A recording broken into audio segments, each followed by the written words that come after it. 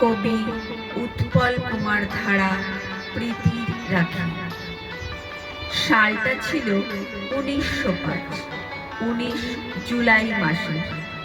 বাংলা ভাগের তীব্র বাধার একটা ইতিহাসে। ইংরেজদের বিরুদ্ধে সব হিন্দু মুসলমান, মুখর তখন বাংলা মায়ের রাখতে সুসম্মান। বাজছিল গান গর্জে ওঠার এক সুরে এক টানা, রোদের গুঁড়োর রং ছড়ালো আলোর পাখির ডানা। ছুটতে এলেন রবি ঠাকুর সেদিন পুণ্যপ্রাতে, পরিয়ে দিলেন প্রীতির রাখি সবার হাতে হাতে। সর্ববর্ণের মিলন মেলায় মাতল তখন সব, সেই মেলাটির নামটি রাখি বন্ধন উৎসব।